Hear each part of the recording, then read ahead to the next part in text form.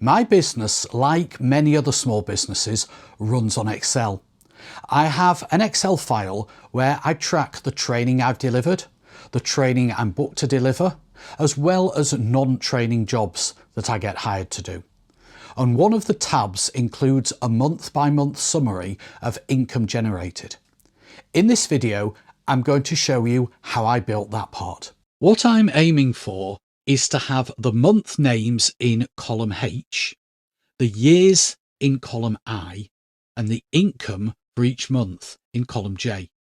But it's not as simple as that. I also need the start and end date of each month, and that is to calculate the income, because in the table we've got the individual dates.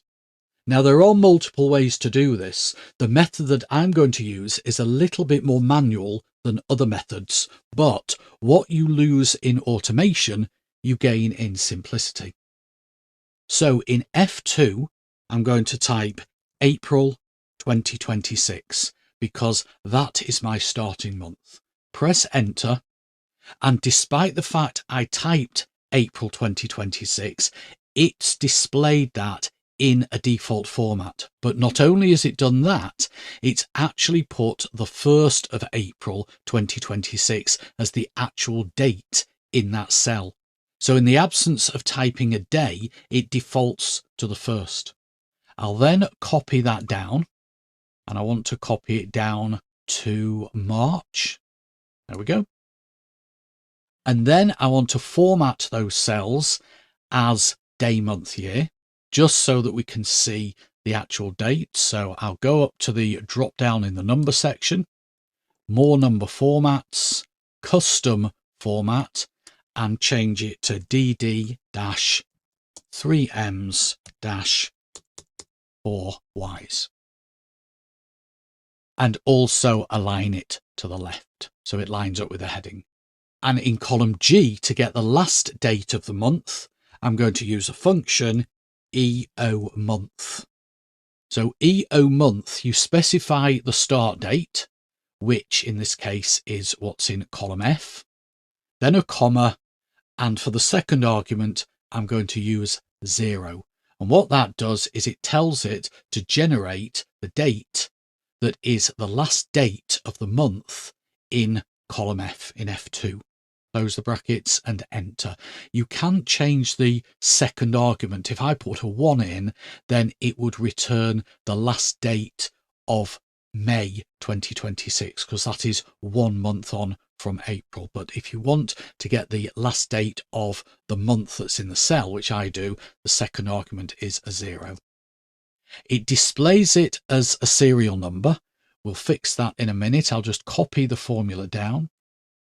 The serial number is a unique number that references that particular date, and I'm going to change those to display in the same way as column F.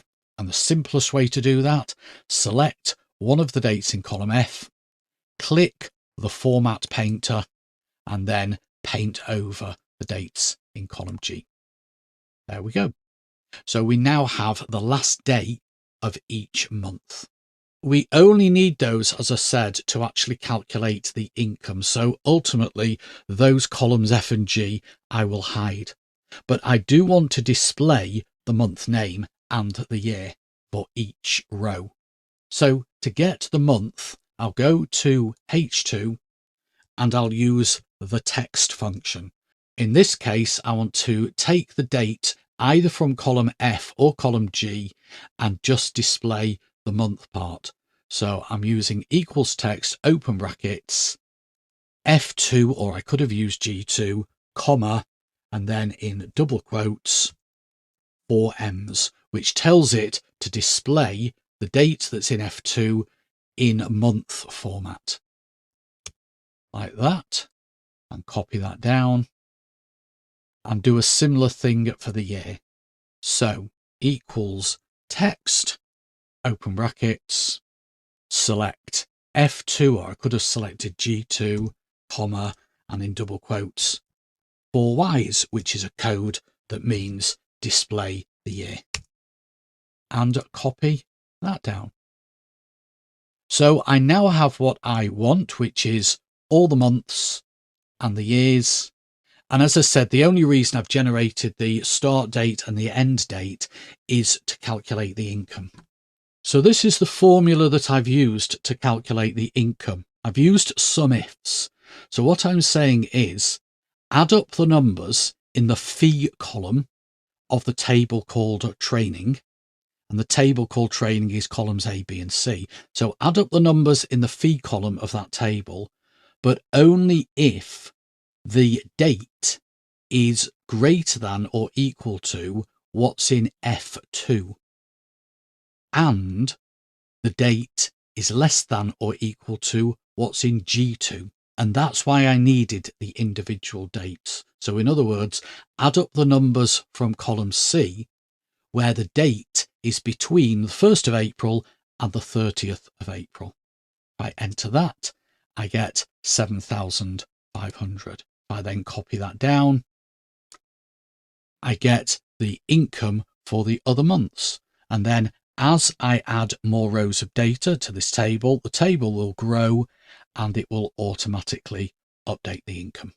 So that's it. I hope you found the video useful. As always, thank you for watching and I'll see you in the next video. But until then, have an excellent day.